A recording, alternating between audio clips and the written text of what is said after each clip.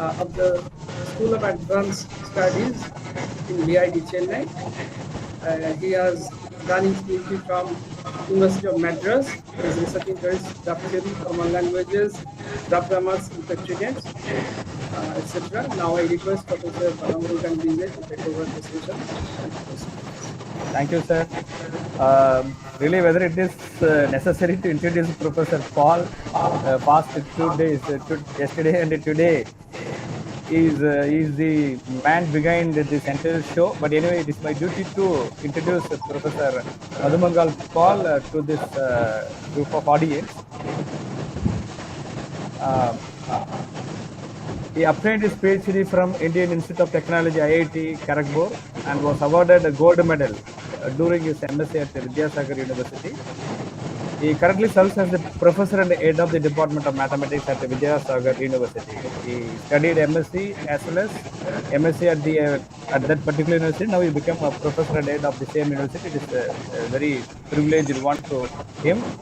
And Professor Paul is internationally recognized for his outstanding contributions to applied mathematics, particularly in the areas of algorithmic and fuzzy graph theory, fuzzy matrices, and genetic and parallel algorithms. His academic and research excellence is evident in his global recognition. He is ranked among the top 2% of the scientists in the world, with nearly 600 research publications in reputed journals, an H index of 71 and I10 index of 355. I'm not knowing exactly, but anyway, I've taken it from online, and close to 20,000 citations. It is very great to note all these achievements. Beyond these impressive achievements, Professor Paul has guided numerous PhD scholars and continues to be the pioneering figure in the mathematical research and education. He also serves as the president of Siddharamacharya Academy of Mathematical Sciences, West Bengal, under whose banner this conference is being organized. See, I need a session like this to introduce what Professor Paul.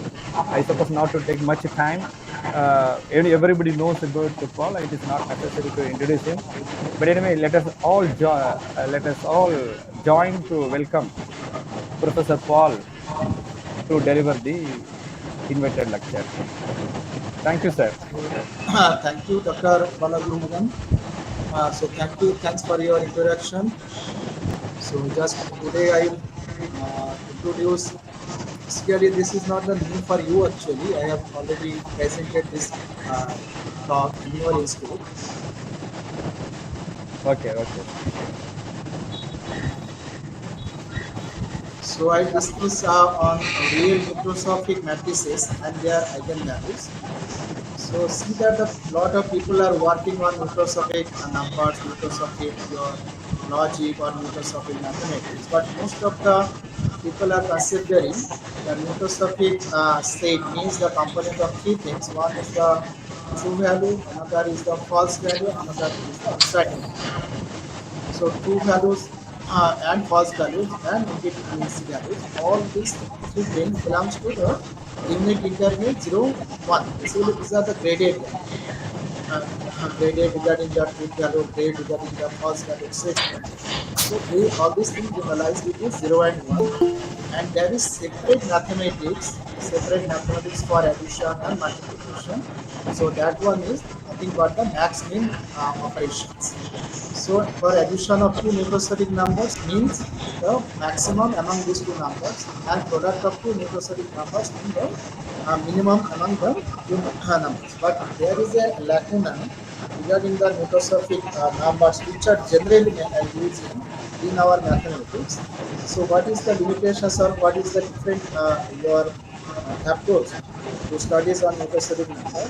So in that field, that one is introduced by Smaran Daves. So in that mathematics, the values are true values and false values are needed values.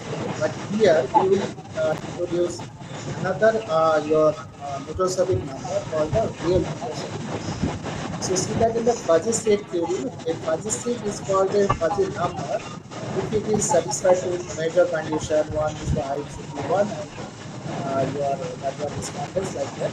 But there is no specific definition regarding the Neutrosophic number becomes a Neutrosophic set become a Neutrosophic number. But people are unknowingly using the Neutrosophic set as a Neutrosophic number, and the components, that means the braided value of false values, truth value, indeterminacy values, adds the component of such number. But here, real Neutrosophic number, the picture is completely different, and this number is very close to our conventional real number or complex number. So these are the outline of my talk basically. So what is Neutrosophic number? Basically, Neutrosophic number which is close to our ordinary real number or complex number. So scholars they first proposed this concept of Neutrosophic number in another way, basically in different way.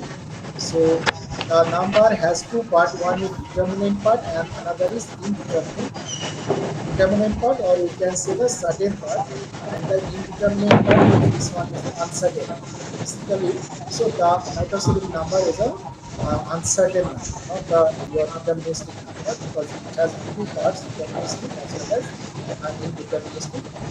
So this kind of number is denoted by n equal to a plus I, where A and B are real number or complex number or fuzzy numbers or any rational number. So based on the nature of the values of A and B, we can define different fields basically.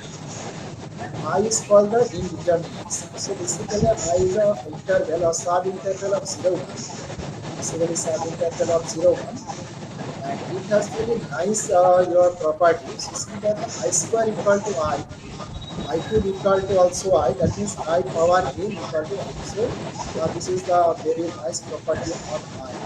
That means the any power of I remains I. So this is the one powerful assumption.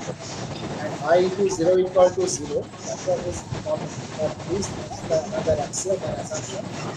But I divided by I not equal to 1. This is the different thing. Non-conventional way to same number, because I is not a real number. I is a unit interval. So one unit interval is divided by the same unit interval is not necessarily equal to 1.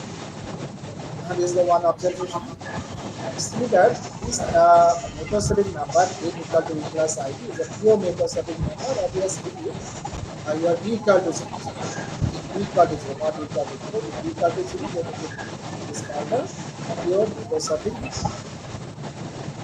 So what is the importance of this type of number? So if we consider n equal to a Neutrosophic number, n equal to 5 plus 3. Okay.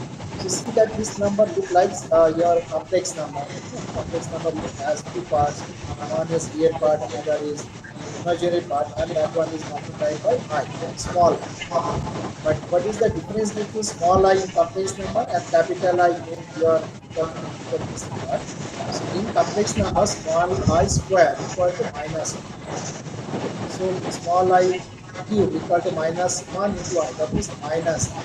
So the power of small I gives the different value for different situations. But here, power of capital I, only power of capital I gives the I, gives I only, not any other value. So this is the one speciality of this number. And if I equal to I is a sub interval of unit interval, so if I equal to unit interval 0 to 0.02, that means if I belongs to the interval 0 to 0.02, then it is equivalent to, that means the n 5 plus 3i becomes basically is equivalent to 5 comma 5.06. So this is basically basically an interval number. Okay, that is the Neutrosophic number 5 plus 3i. If I is the interval 0 at 0.02, then at capital E is nothing but an interval. So internal arithmetic is established long time back, 1965 by Moore and other scientists. So internal number, and it has another your arithmetic, internal arithmetic.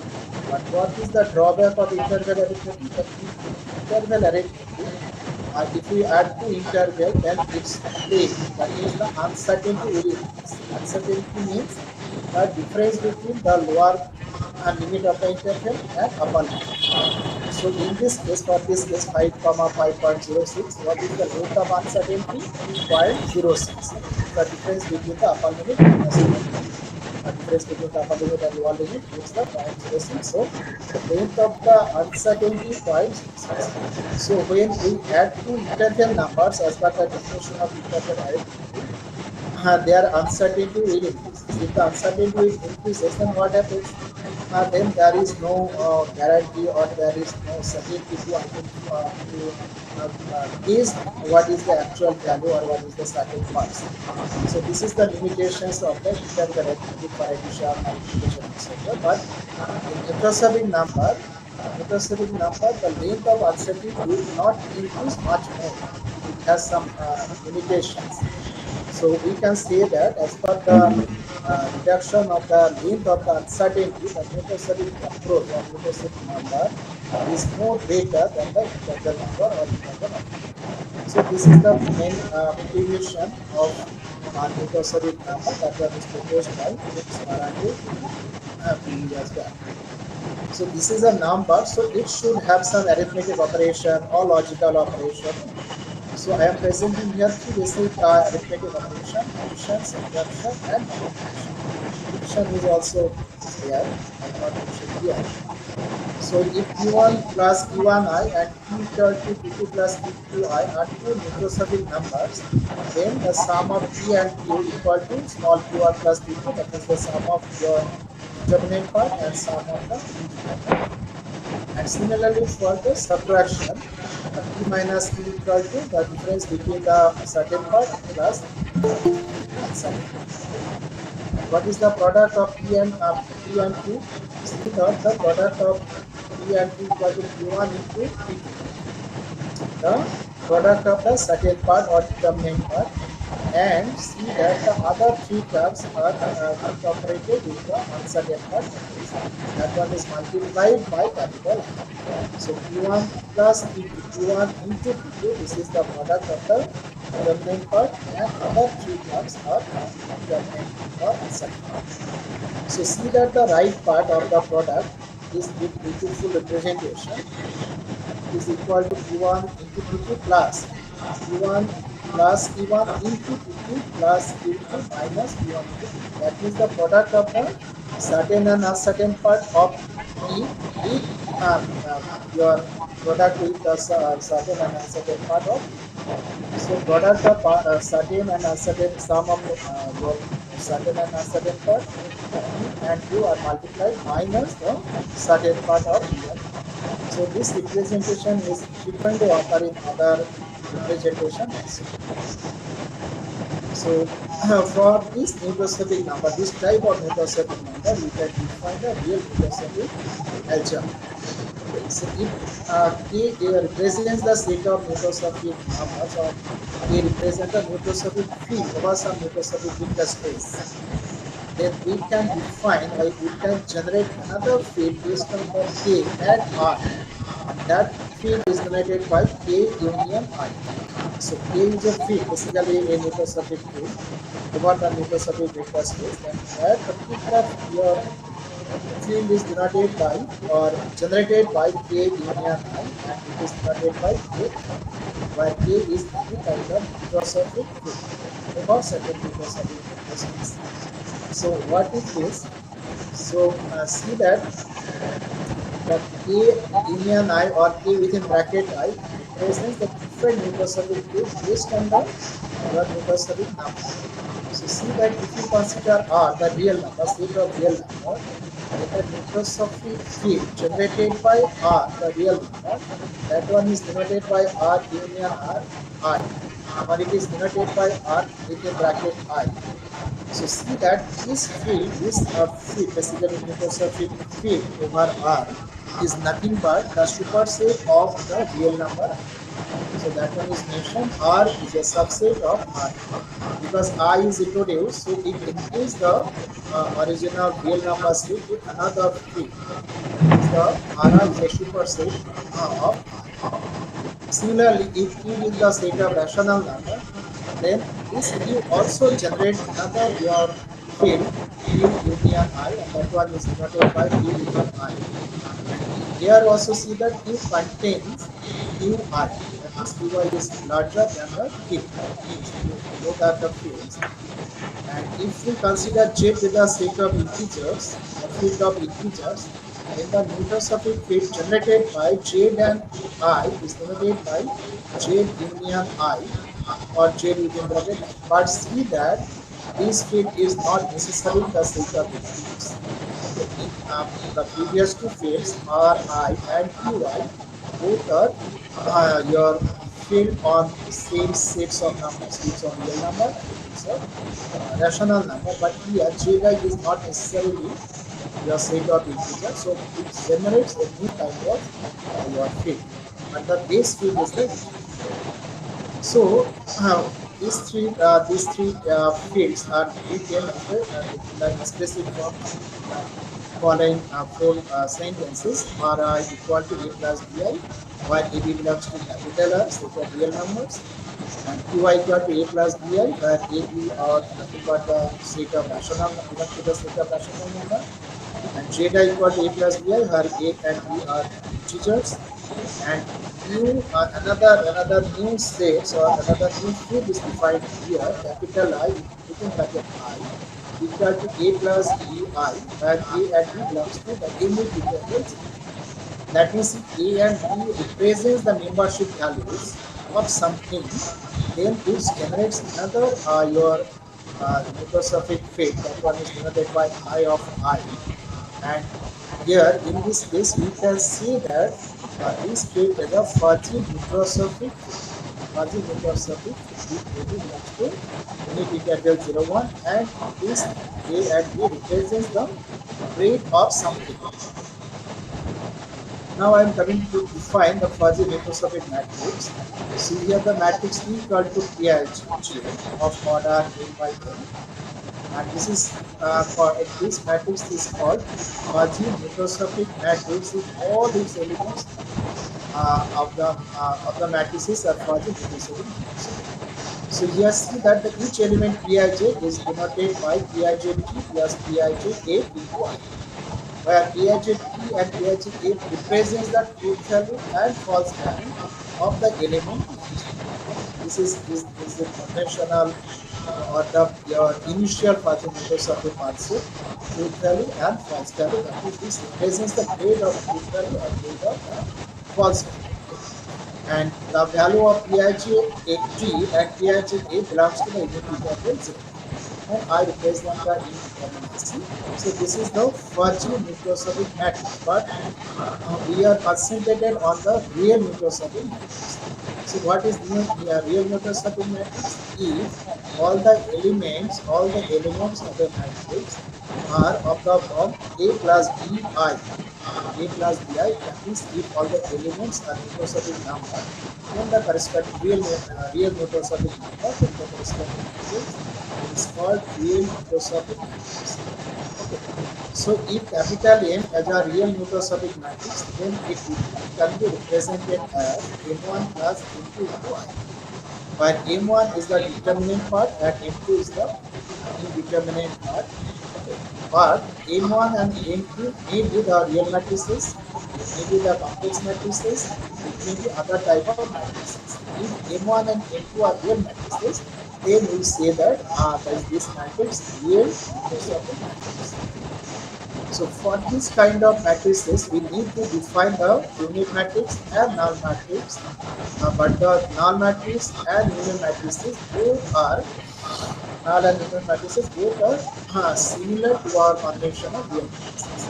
See that here the null matrix of order 3 by 3 is seen as the null matrix of our convention of real matrices. And similar is true for the unit matrix. So what is the second part? The another part of the null matrix and identity matrix. So the second part for each element are 0. Okay. The second part or second element for each element of the null matrix as well as the unit matrix are 0. So only the first part are the real number, and these are close to the conventional unit matrix and null matrix. So the operation, the basic operation on the Neutrosophic matrices are exactly similar to the Neutrosophic matrix. So we are not coming to explain how to find out the sum, difference, and product of the Neutrosophic matrices. Now the first question is in algebra, what is the determinant value of a matrix? When we are studying the matrix theory, then we are finding or calculating or defining the determinant value of a matrix or determinant of a matrix. So how we can calculate the determinant value of a Neutrosophic matrix? So that one is defined here. See that if m are equal to m1 plus m2 real Neutrosophic matrix, where m1 and m2 are two real matrices of order n by n. So here we have mentioned that m1 comma m2 belongs to Rn N R. R represents the your real matrices of order n by n. Then the determinate value of n is denoted by date of n or denoted by the power of n of absolute value of n. That notation is used. So what is the determinant value? Date of n equal to date of m1, date of deterministic part plus I into date of m1 plus m2 minus date of m2. So see that this is the very interesting way to define or to find out the determinant value of the real numbers of the matrix. So see that the m contains m1 plus m2i. M is basically m1 plus m2i. That means data of m1 plus m2i is expressed in terms of the determinant of real part of the deterministic part of m plus I into the sum of the deterministic part plus deterministic part determinant of sum of deterministic part of deterministic part minus determinant of the your deterministic part. So this is the very interesting result. Very interesting result that determinant of n can be calculated by calculating the your determinant value of two matrices. One is the m1 and another is the m1 plus m2. By calculating or computing the determinant of m1 and m1 plus m2, we can calculate the determinant of m. So this is the very simple equation. Now, if we find out the product of two your Neutrosophic real Neutrosophic matrices, then Neutrosophic matrices M and N, then the product is defined by the first expression m1 into n plus something into I. Now, how you can calculate the determinant of this product? So see that the determinant of the product means the determinant of the deterministic part plus I into something. So what is the something? Something is determinant of your sum of the determinant part and non-determinant part minus determinant of determinant part or deterministic part. So after simplification, the determinant of m into n equal to determinant of m2 plus I into determinant of m1 plus m2 into n1 plus m2 minus determinant of m1 into n1. So see that this expression is very similar to this expression. What is that? The product of two determinant values or two pure Neutrosophic numbers. So product of two Neutrosophic number, the expression is this one, and the value of determinant of two Neutrosophic matrices are calculated using the similar formula. Very nice formula, very similar formula. So this is the beauty of the Neutrosophic number and its arithmetic.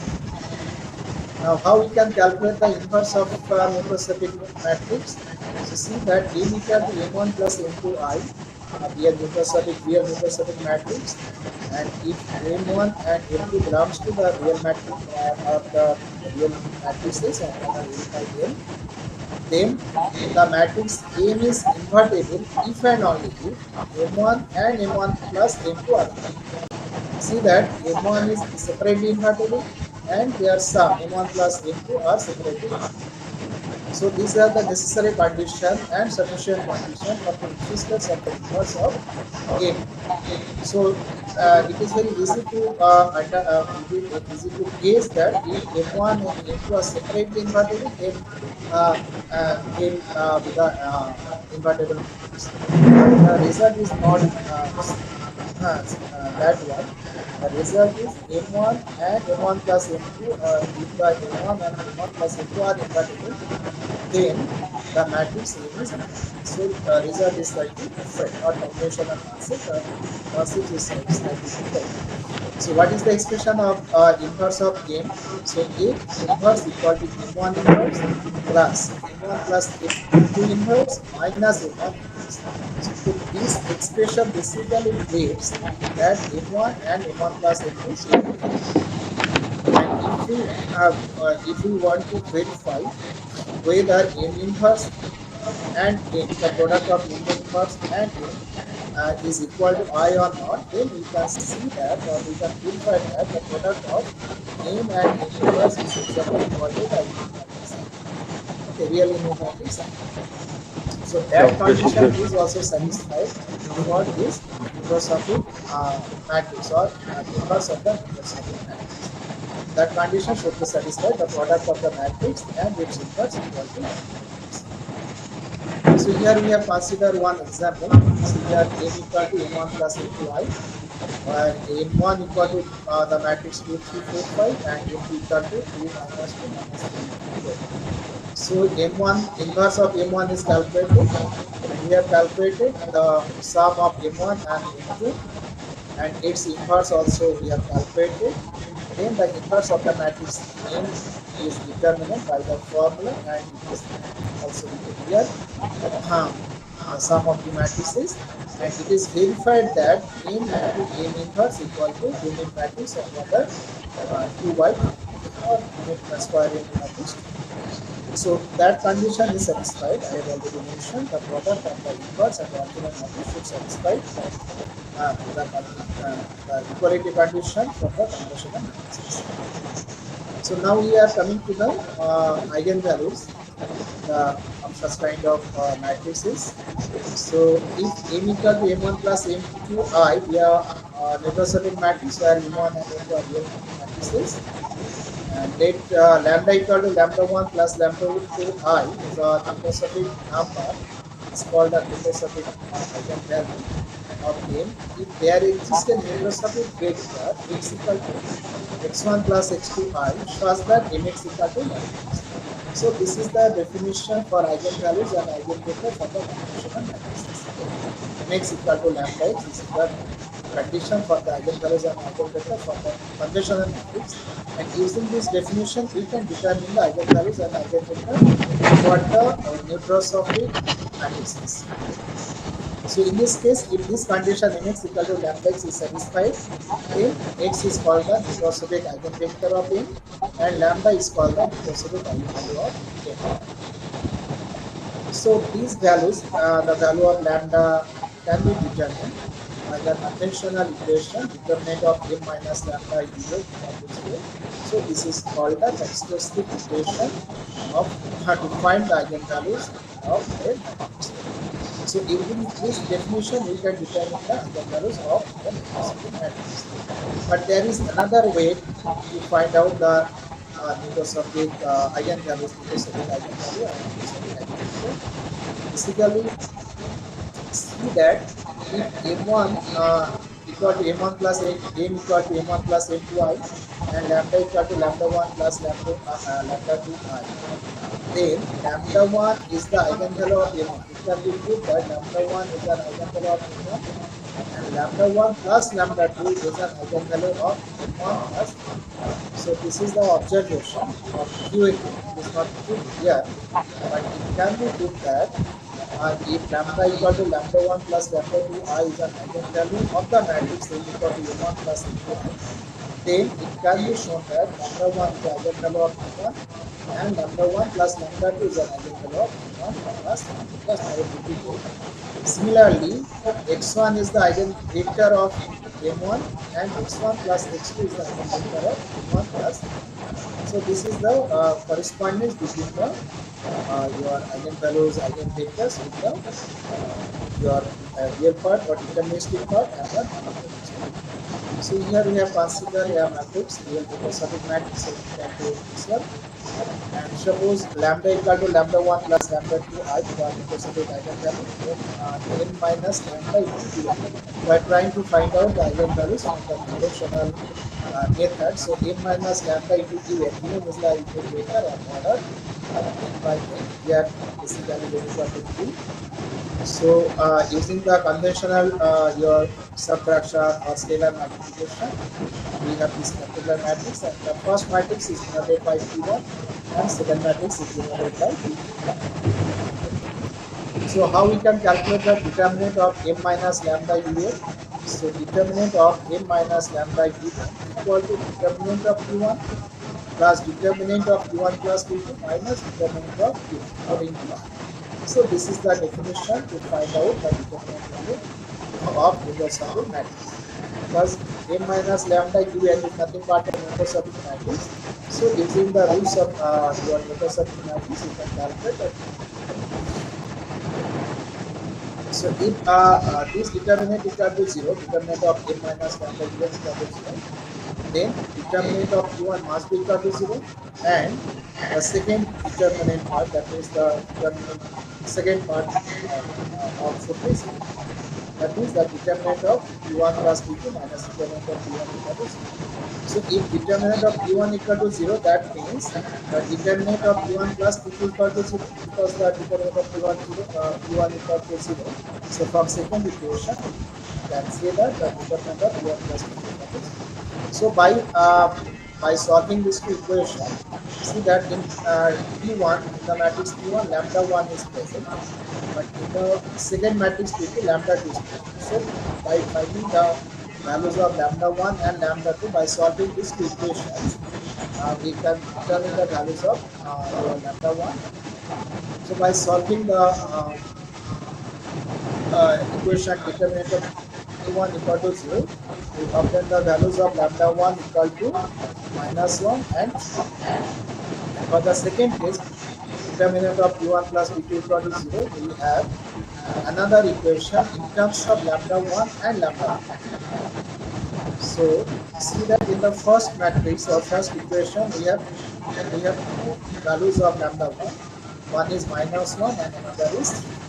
So when lambda 1 equal to minus 1, then we get two values or two separate values or what we different values of lambda 2, and which are equal to 11 plus minus root over 57 by 2. And when lambda 1 equal to 3, another value of lambda, then we have lambda 2 equal to 3 plus minus root over 57 by 2. Okay. So for a single lambda 1, we have two lambda 2, and for another lambda 1, we have another 2 lambda 2. That means if you combine all these lambda 1 and lambda 2, then you get 4 eigenvalues. So these are the eigenvalues of the Neutrosophic matrix of order 2 by 2. But you see that there are 4 eigenvalues. This is different from the conventional number of eigenvalues of the conventional matrix. Conventional matrix, and the order of the matrix is 2 by 2, then it has exactly 2 eigenvalues.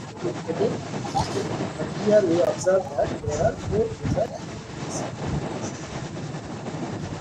And this is the alternative way to find out the eigenvalues. And if you calculate your eigenvector, you can also calculate the eigenvector using the conventional method. So we have already mentioned that if x1 is the eigenvector of the matrix P1, and x1 plus x2 is the eigenvalue of the eigenvector of the matrix P1 plus P2.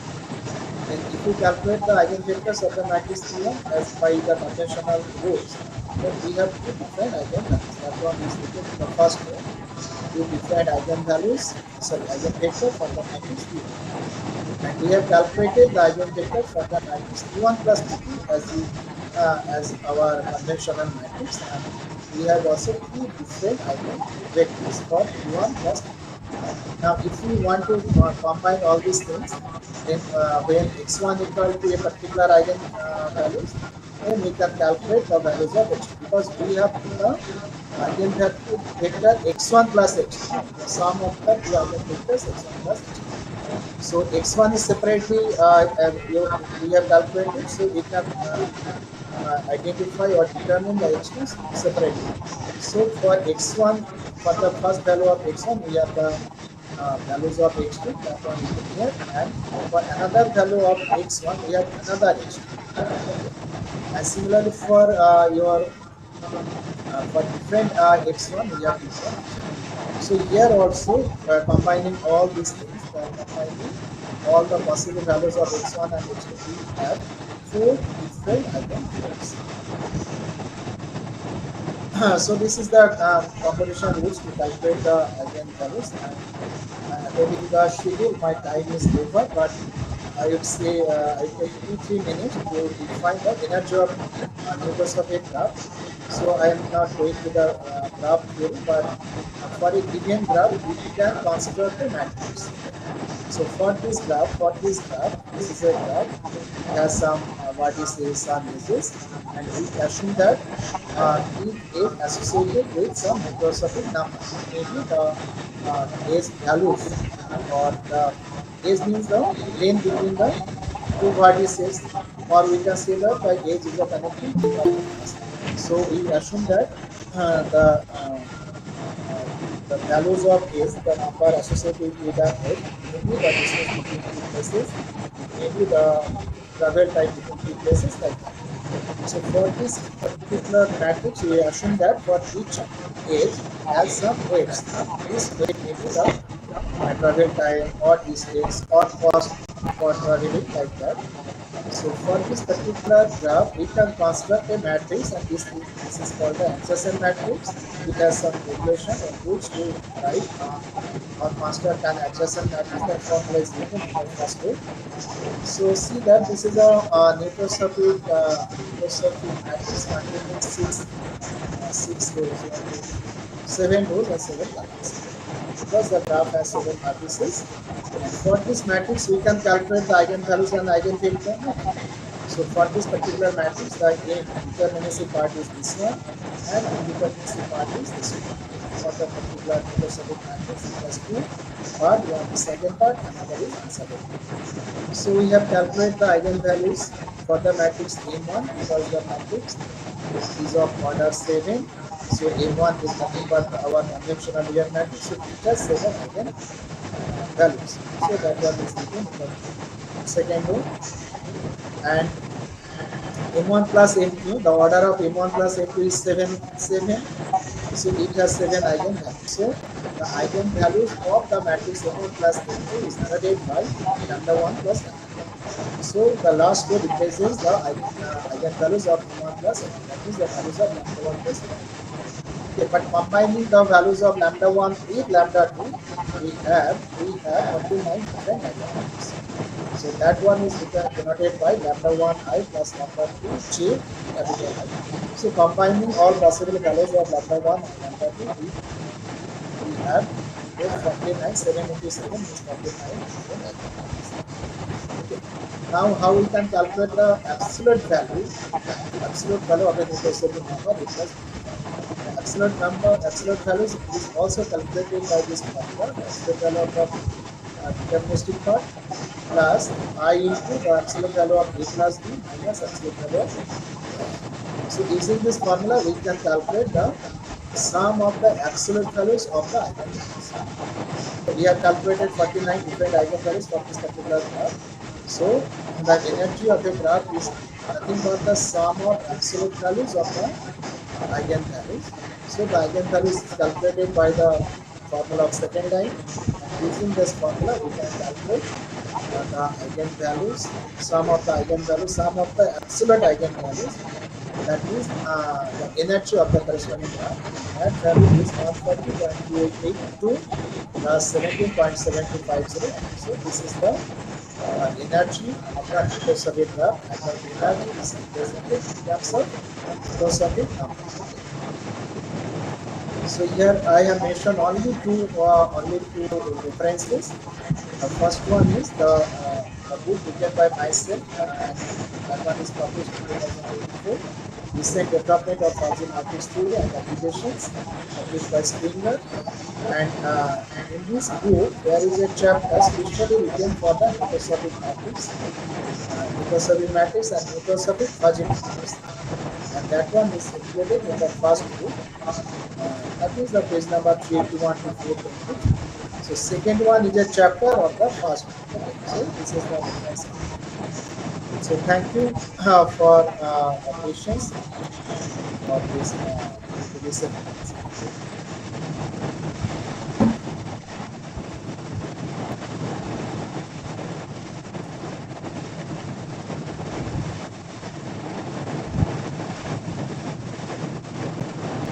If there are any questions, sir,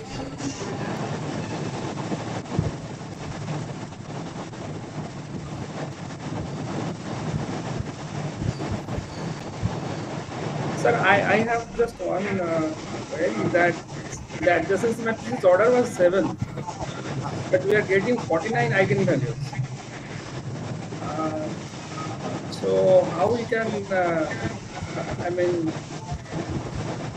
incorporate the thing Basically speaking, because the number of vertices and the number of eigenvalues are same, but we are getting here it is true the for number the of eigenvalues is square of number of vertices.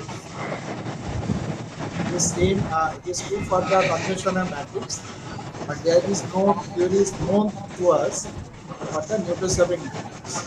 Because here the Neutrosophic matrix has two parts. One is the your determinacy part, another is indeterminacy part. So it is basically combination of two matrices.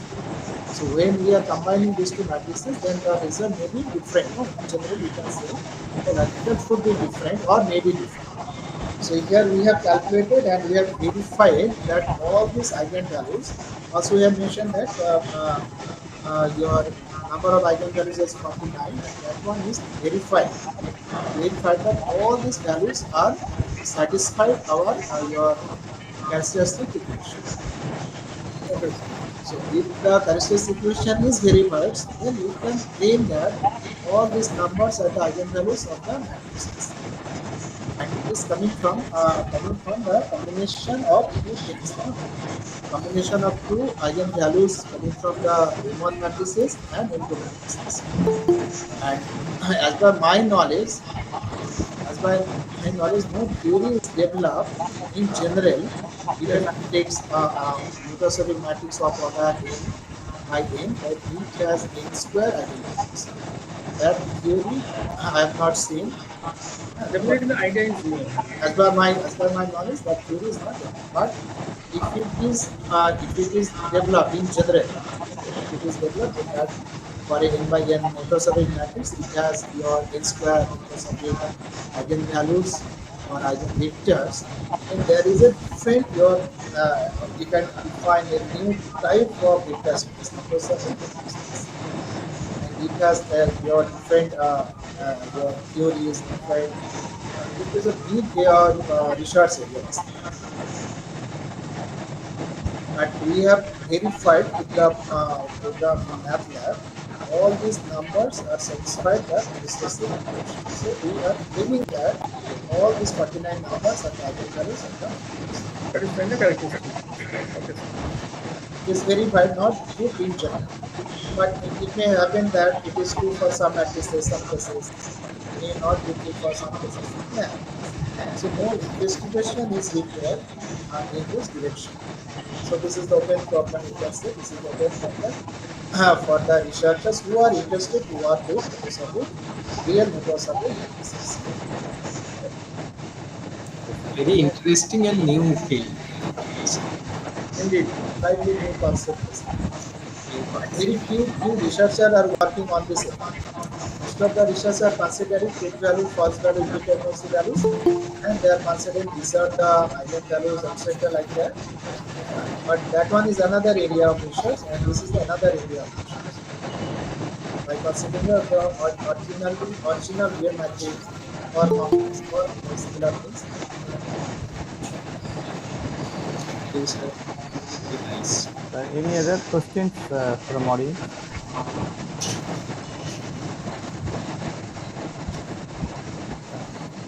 Yes, sir. So We know a kind of difficulty in organizing such a conference. Out of the busy schedule in organizing this conference, you accepted, you agreed to deliver. Invited talk is great, sir. We enjoyed by watching your wonderful presentation. Thank you. Definitely, this new area, this particular research area will be a motivation to the young researchers. This is Yes, the new area, and there is a lot of scope to work yes, sir, yes, sir. in this particular area. Yeah, Sir, yeah. first book is available in our online system or in first book? Okay. First, Book the book is available. in online. In Amazon or some you can purchase through Amazon. Am I correct, sir? Huh? Amazon, through. Amazon. Amazon. I don't get your words. Please repeat. So where do we get the book? Through online. Online Where, book. where we can purchase? No, the soft copy of this book. Are you saying? No, we are not talking about the soft copy of the book. Suppose we want to purchase the hard copy. Where do we purchase it? Whether in Flipkart or any other way, or it is available in the shops, book shops. Publisher, who is the publisher, sir, for that one? Springer. This book is Springer. available. That Springer. is On published as India. Also, maybe it's available from Amazon or some other online platform also. That's why I'm asking. It can be Amazon or directly purchased from It is Amazon. available in Springer bookstore. Also, it is available in hopefully, your Amazon. hopefully it is available through Amazon, sir. It is available. Yeah, yeah, yeah. But I can give you a hard copy of the book. It is available with me when I visit your institute. Thank you, sir. Thank you. Definitely, sir. I have a complimentary copy. Okay, I can give. Yeah, yes, sir. So thank you, sir, once again for your wonderful presentation. Thank you to all of you. So enjoyed. So, any sir, what is the next? After we supposed to go for lunch. After the lunch, we have to come for again. Invited.